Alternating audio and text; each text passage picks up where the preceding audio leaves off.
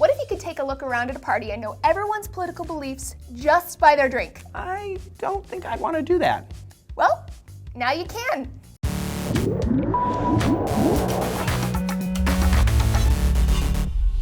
Hey everyone, Laci and Trace here for D-News. I hope you all had a very happy new year. I definitely did. Maybe a little too happy, if you get my drift. I'm drifting with you there. New research that was compiled over the end of 2013 has now offered us some wisdom for next time you're out and drinking with mixed company. Turns out there are some pretty strong correlations between people's political party and the drink that they prefer. The research is a conglomerate of consumer data that was analyzed by a media research company that does consulting for Republican politicians. Now, connecting alcohol preferences to politics seems kind of weird, but it also makes some sense. We'll get there in a sec. Let's go over some of their findings, starting with the wine. Do you like to drink wine? Well, you're far more likely to be politically active and to vote. Kendall Jackson and Robert Mondavi were the most popular wine brands amongst Republicans, while Columbia Crest and Charles Shaw are the most popular amongst Democrats. Good old C. Shaw. That's right, Is that what Two-Buck Chuck. Kids are calling it now? It is. Oh, great. It is, yes. They also found out that Democrats are most likely to sip on some bubbly, because, you know, they're fancy like that. On the other hand, those who drink Don Julio or Jägermeister are the least likely to vote altogether.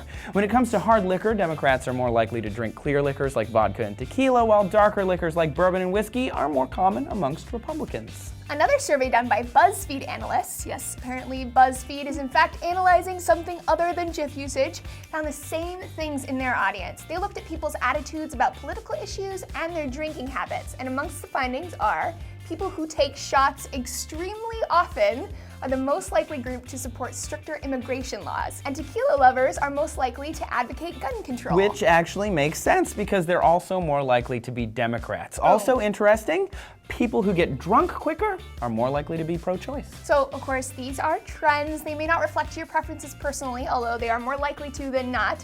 This is all very interesting to me because I'm kind of a shameless culture junkie. I'm really interested in how someone's cultural identity is formed and how that informs their political ideology. And that's really what we're looking at here. Drink preferences as an extension of someone's culture. For instance, think of whiskey. Historically, it's a big part of Southern culture and tradition. It's also interesting because you can make some connections to demographic groups, like take Jägermeister, for example, which I do not drink anymore. But it's something more common amongst crazy youngins, and we already know that young people are significantly less likely to vote.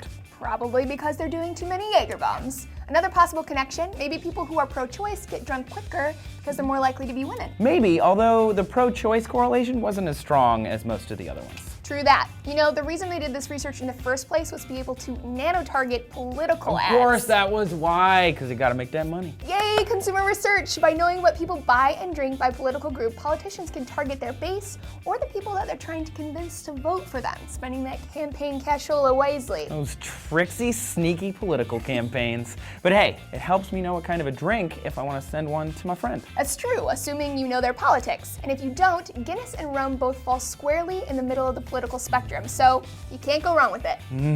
Rum Guinness.